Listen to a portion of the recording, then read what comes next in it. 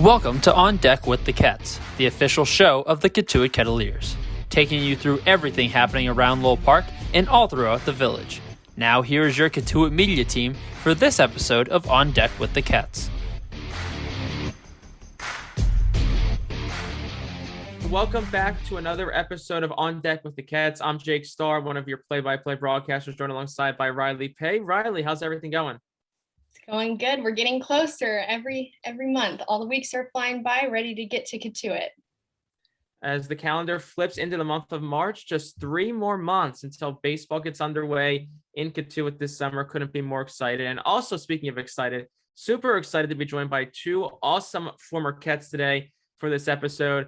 Joey Walsh played with the Kettleers for a couple of summers back in 18-19, a little bit in 2021, stayed and then eventually signed with the Angels as an undrafted free agent this past summer after spending some years at Boston College. And then we're also joined by, you may know him from Twitter, Schoch. Spent a couple years at Virginia, a couple seasons at UMBC, and he played about a season and a half in Cotuit, tail end of 2017, and then the 2018 season. Steven, Joey, first of all, thank you for joining us today.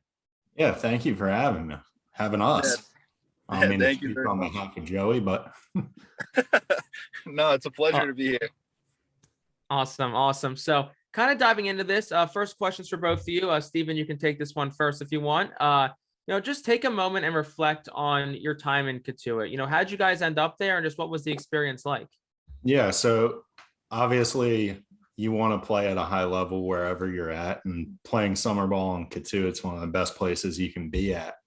But just like looking back on the time, I probably remember like maybe 4 innings of baseball. Like looking back at it, there was so many more important things going on just between friendships you're forming and like development you're getting, that I honestly don't remember much of the games. Like I remember blowing a game one time because I gave up Joey's run, and I was very upset about that. So that weighed down on me heavily. But but really just like the memories you make with the team, like Coach Roberts had us do like a dance recital thing, which I still am not really sure why we did it, but we did it. And I just remember having a blast, like learning the dance, hanging out with the guys, and just doing stuff other than baseball with arguably the best baseball players I've ever been around. So it was a lot of fun. And Joey, obviously, same question for you. Talk about your time in Cotuit, and also, how'd you kind of get to the Ketts in your time there? Yeah, my time in Cotuit was awesome. I met guys like Steve, Garrett Gale, Joe Boyle. Like me and Steve have fortunately like kept in contact throughout, became like really good friends. Just like Steve said, I barely remember much of the games. It's pretty much when I did bad is what I remembered. But I mostly remember just like Steve just being a clown in the bullpen, just to make a couple of us laugh and stuff like that. But no, I came to the Ketts because I had the opportunity through a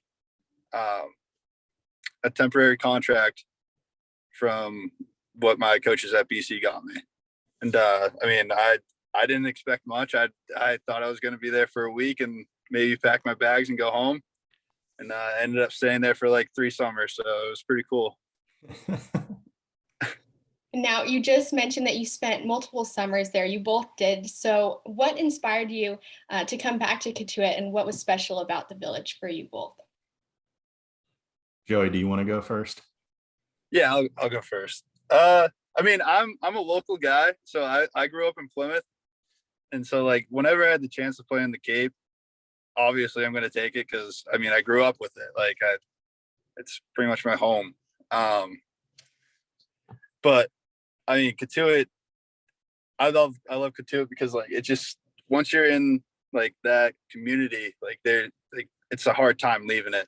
It's just so like close. Everybody's so close, and like I stayed with the same host family for 3 years, and like now I look at my host brothers as like my little brothers, and like it just I love going back there, even in the winter, just to see them or something like that, just to go back to maybe even the coop or something. Past the coop, it's fine. Sorry. And for me, I'll go unless Joe, are you still going? I'm bad at transitions in case you No, guys you're good. It's that. all you. For me, it was pretty simple. I mean, like my dream was always to play against the best players, and obviously that's going to be at the Cape.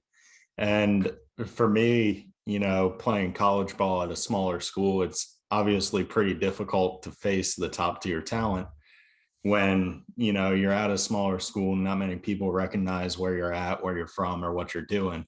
So just getting up there for honestly my first week and my first outing up there, like I remember thinking like, I got to do really well here, because I was treating it like a tryout. Like I really want to come back next summer if they'll let me.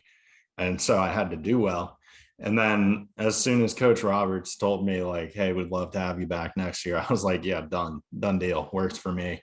Because just playing up there and like feeling the environment, it's something that's really special. And like, I don't really know how to describe it. It's like being a little kid again. Like you're on these fields that you aren't in these giant coliseums that like Power 5 schools have. You're on just dirt high school fields or gravel, really.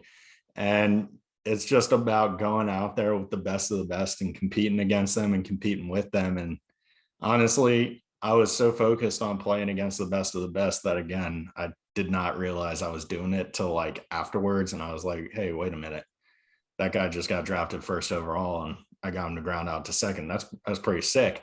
But the best part of it was just like the guys. Like I remember being from a small school, I was pretty insecure about it. Like, all right, we got a guy who just won the national championship here talking to me. And it's like, I thought this guy's on a whole nother level from me. But in reality, what you'll learn about baseball players is no one really cares about things like that. It's just like, go out, help us win a game, and we're all going to be friends. Everything's going to be cool. And that's what I love about baseball, really, is like nobody cares about all that superficial stuff. Like it's all just, can you help us win? And are you not going to be absolutely brutal to be around? And when you get those two things together and you get like-minded individuals together, I mean, it's hard not to have a good time, you know? Now, kind of like the man behind all of that, the one who orchestrates everything in the village, it's Coach Roberts. And about him, I want to ask both of you as well. Talk about what it was like playing for Coach Roberts and, you know, how he helped grow your games. You know, Stephen, we can start with you on this one.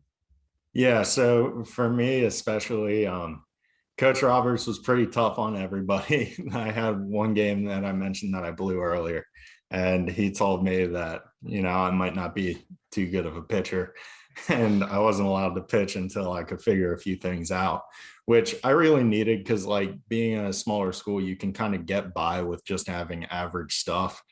But, you know, playing in the Cape, you need the best stuff every time you can.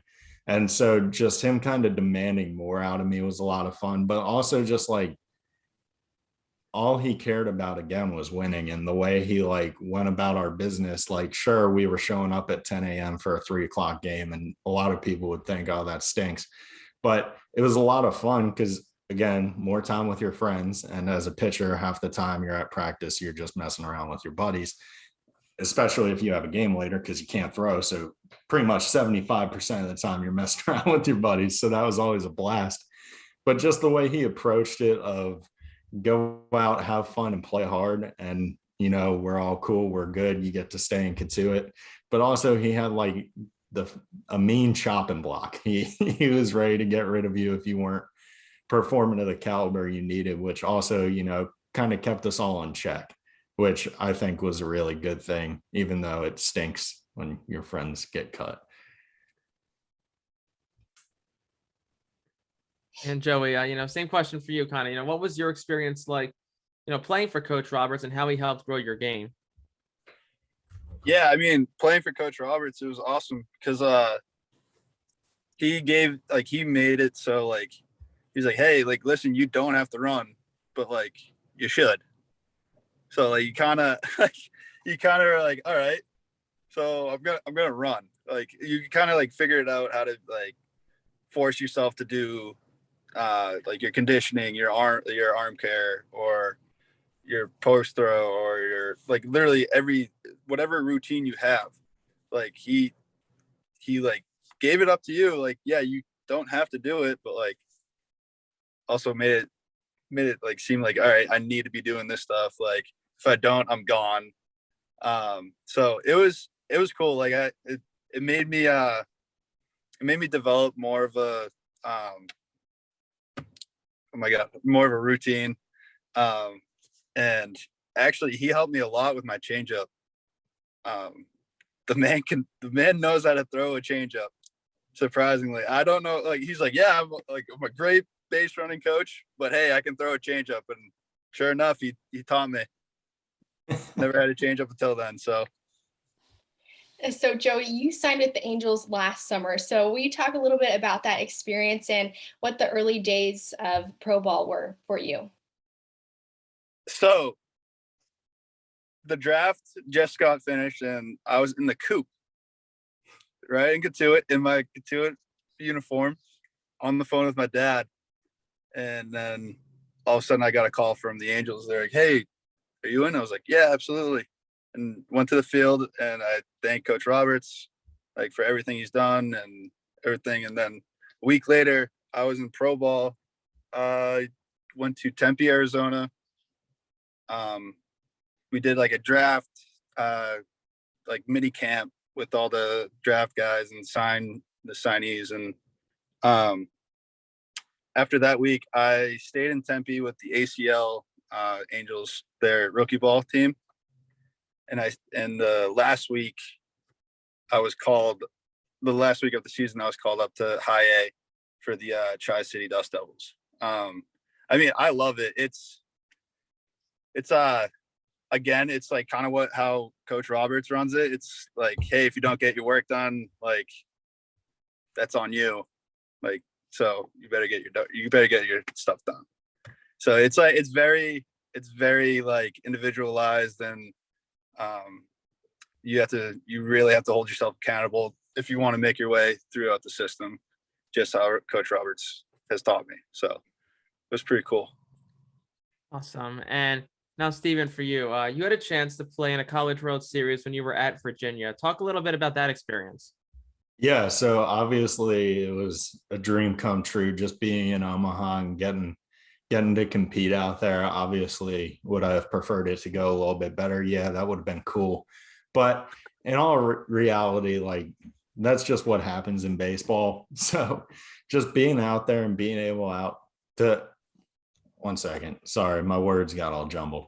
But aside from the baseball part of things, just being able to interact with fans, like right outside of the stadium, they have this little place called the Baseball Village, where there's like all sorts of shops and all sorts of different things you can go to.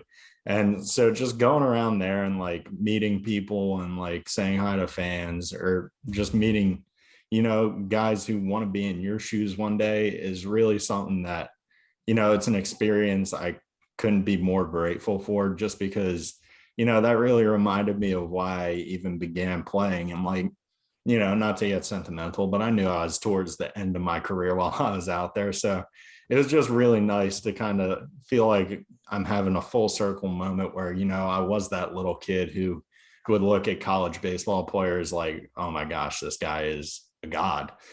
And now I'm one of those college baseball players who people want to meet, but I know I have the background info now to know I'm just a normal dude.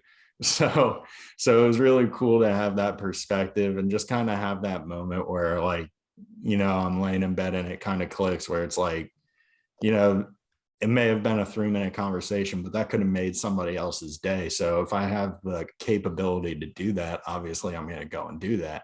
And it was just a really cool experience from that side of things. And then obviously the environment around the College World Series was absolutely incredible. Just how excited people got for the games and just how involved the crowd was, even if they're yelling terrible things at me, just knowing that people are that engaged. Like, I love that. And I mean, I was getting chirped more creatively than I ever had.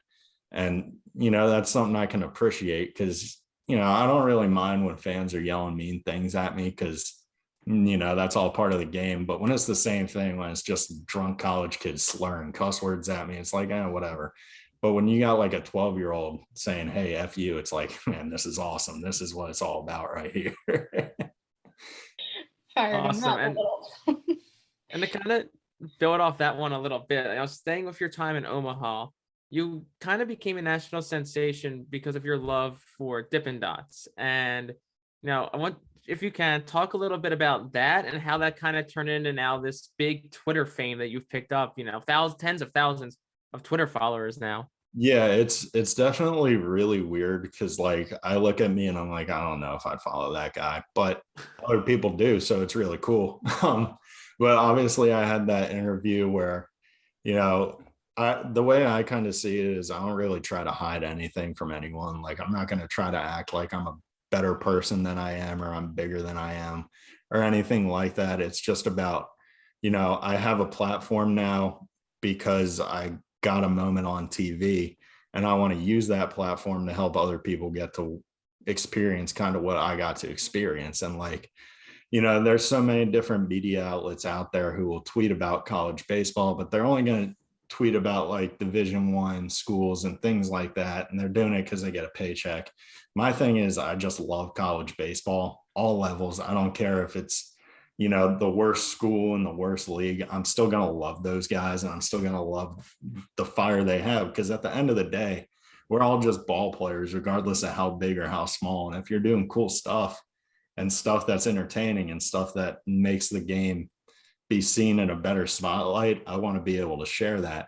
And so that's why I'm like incredibly fortunate that I have my platform now, because I care about sharing those moments, and I care about, after a game, some kid from a small school might do like, he could do something as mundane as flipping the ball from, first base after an inning and it lands perfectly on the mound. I want to explode for that kid, because stuff like that is what college baseball is about to me. And, obviously home runs, big strikeouts, that stuff matters too, but I love all of it. I love the stupid stuff. I love the normal stuff. Now, for both of you, how did your experience in Cotuit help each of you as you return to your respective college teams after the summer season? Joey, I'll let you go first. Honestly, it helped me relax. Like I went from like going to the ACC and then going to the Cape for a summer, and then being around guys with the character of Steven and everybody else like that. Like I was roommates with Joe Boyle, who throws 103. So like, I don't know, like just being around those guys like made me like relax, and it was like, all right, I belong here, and I'm gonna take that to my season coming up. So like it gave me a sense of like relaxing, and if I stayed true to my like routine that I developed, relaxing and just like hanging out with buddies more, honestly. Yeah, and for me, a huge part of my experience in Cotuit was our pitching coach, Jerry Weinstein, who like, he just knows so much more about baseball than like anyone ever will know.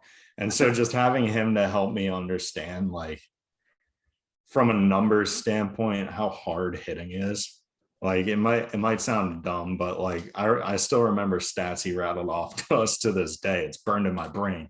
But just understanding like the way he would frame it, hitting is impossible. I don't know how people do it, and I believe that.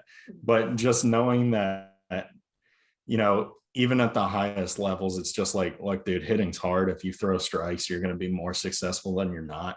So obviously, like having that mindset, and then also like having the confidence of going out and playing with some of the best players and belonging, like Joey said, that was a huge factor for me, because I'm going back to the America East at UMBC, and it's like, okay, he's going to the ACC, he's an ACC caliber player, he's really good, and I'm going back to the America East, but me and him are kind of on the same level this summer. So I have the confidence of, whether it be another ACC pitcher or one of my friends who signed, it's like, okay, well, if I'm just as good as him then, because we played on the same team, I don't believe I'm just as good as these people. I just tell myself that to trick my brain. But just having that confidence and that understanding of what's going on really helped me. And then also just like seeing the attitude of the guys who are at these big schools, accomplishing the things I want to accomplish, where it's just like to them, baseball is just a game, just like it is for us. And so just having that comfort and that understanding of what it takes to play at a high level was incredibly huge to my playing career. And as you look back on your entire summer or multiple summers with Cotuit, is there a favorite game that comes to mind or a moment that you can pinpoint during your time there? So one game that really sticks out to me that I won't go into too much detail. It was my favorite game of the summer. We played, I want to say it was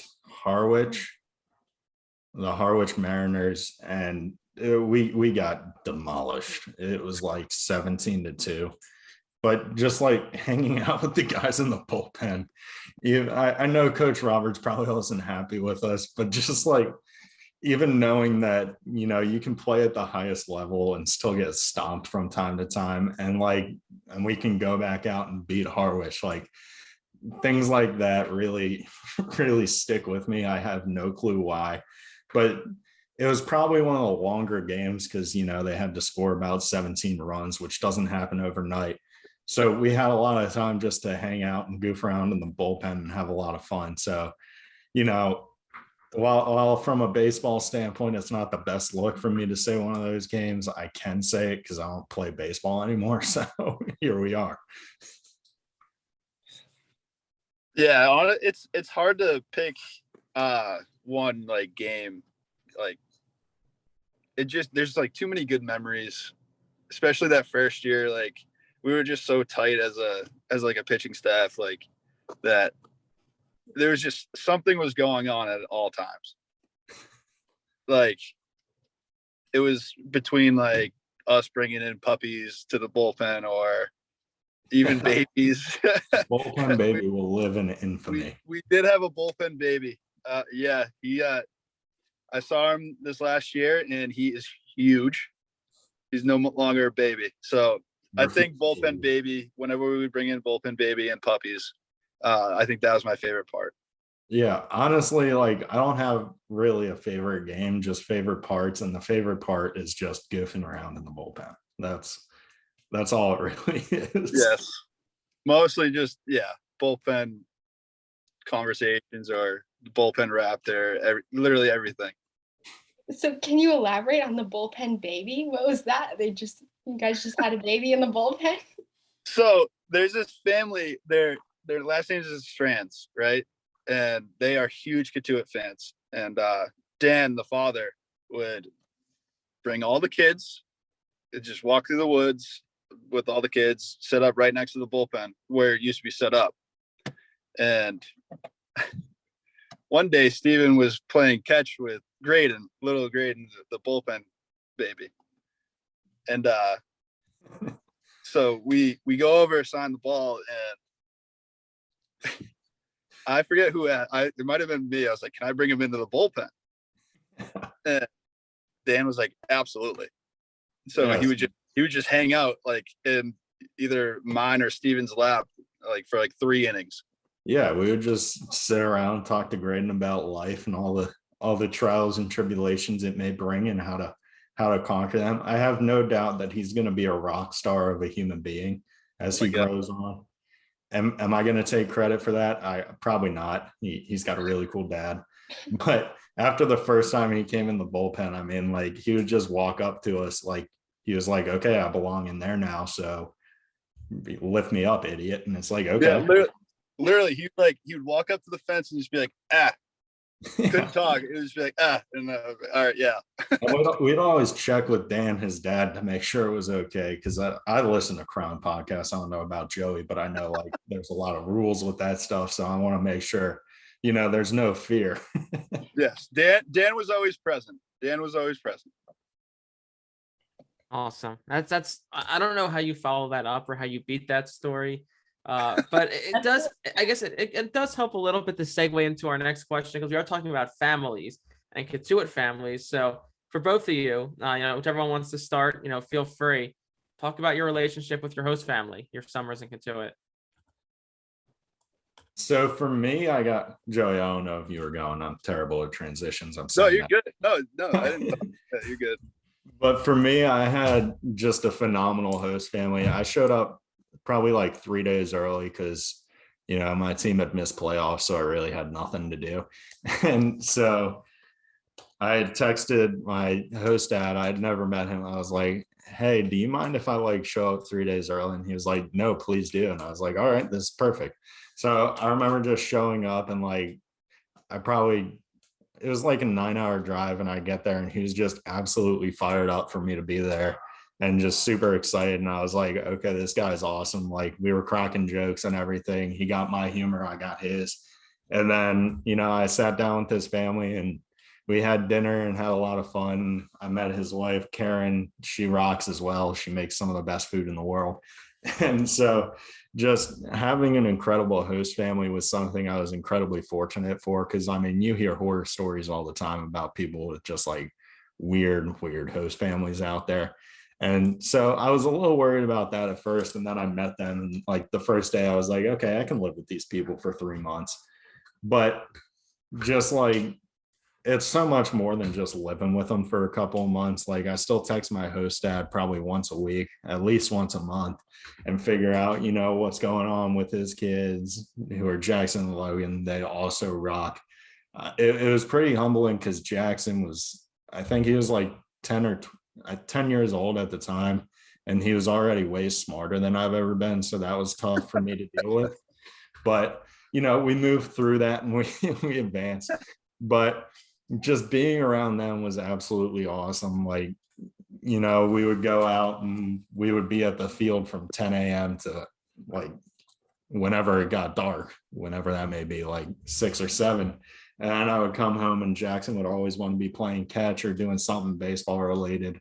And just again, being around that environment where, there's a kid who absolutely loves the game. And at the end of the day, even us who are competing in the Cape, we're just guys who love baseball.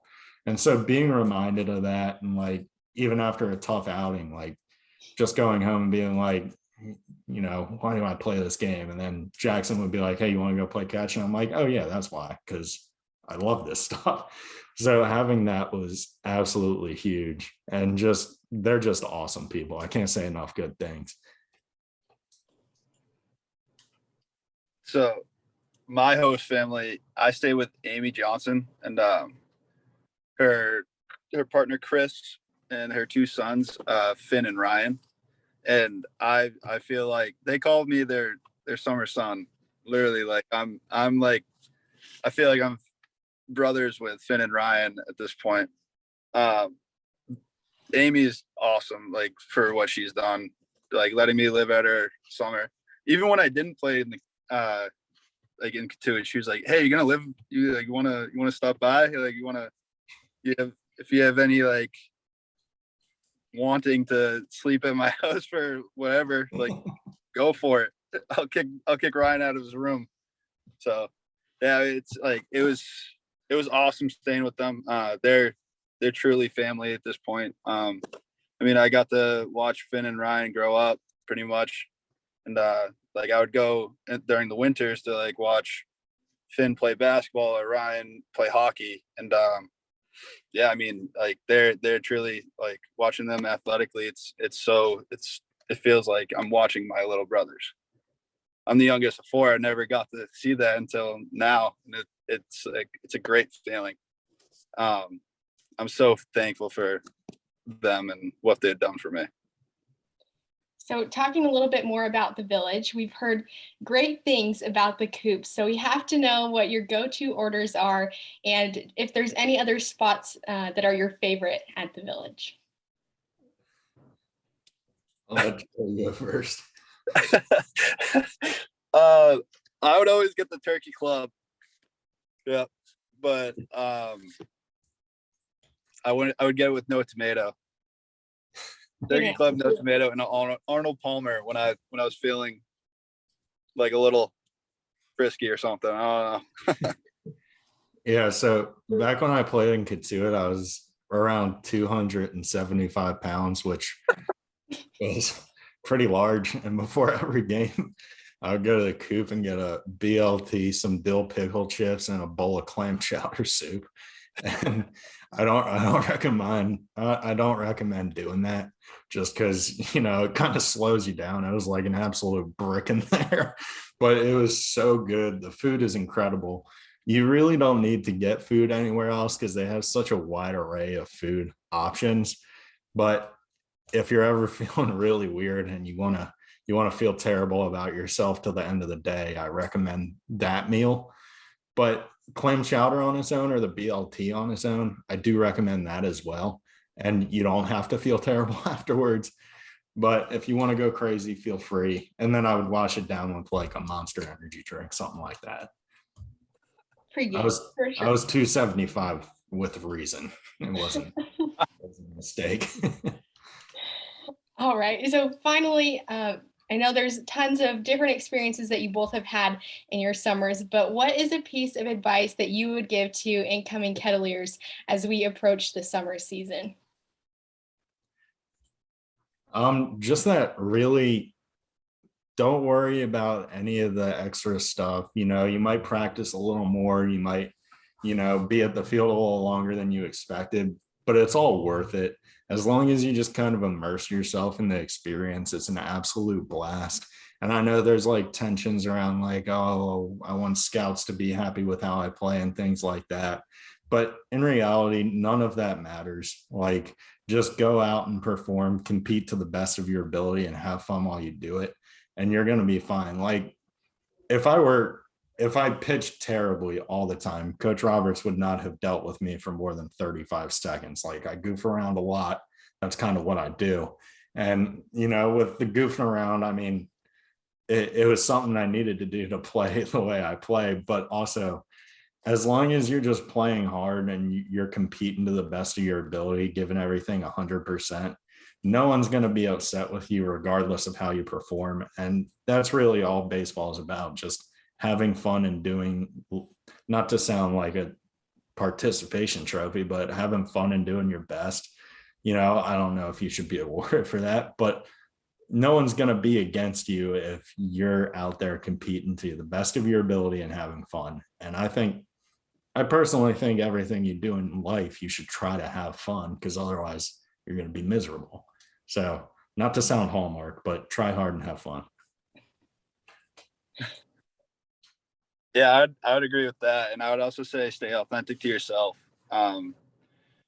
Really like control the controllables and go about your business, and like don't let other teammates like dictate what you want to do, or coaches like your coaches or Coach Roberts. Just stick to your process and do what you love. And honestly, the first week when I was in Cotuit, I was really quiet. Don't be quiet. Start talking. Yeah, you showed up in khakis. I did show up in khakis because I didn't. My mom was like, "You're gonna put on khakis, right?" And I was like, "Yeah, fine, sure." So I did, and Steven made fun of me first day. And then I was trying to get you to stay true. Yeah. Stay true in your khakis, for sure. Yeah, it was pretty embarrassing. Steven was like, "Look at this guy," and I was like, "Oh no." I didn't mean to be embarrassing. I also looked at Garrett Gale and thought I hated him because he looked like one of my enemies, and realized he just looked like me. Yeah, little you. So moral of the story, I like Joey's answer. It was for the future Ketts is don't wear khakis. Don't wear khakis first day. Don't wear khakis the first day. Awesome. So, yeah, I mean, that was great. First of all, a big thank you, Stephen Schoch, Joey Walsh. Really appreciate having you guys on today, and best of luck with everything moving forward. Thank you very much. Thank you so much for having me. Awesome. Thank you, guys. And that'll do it for this episode of On Deck with the Ketts. Once again, a big thank you to Stephen Schoch and Joey Walsh for joining us. On behalf of my broadcast partner, Rylee Pay, I'm Jake Starr. We'll catch you next time here on Deck with the Ketts.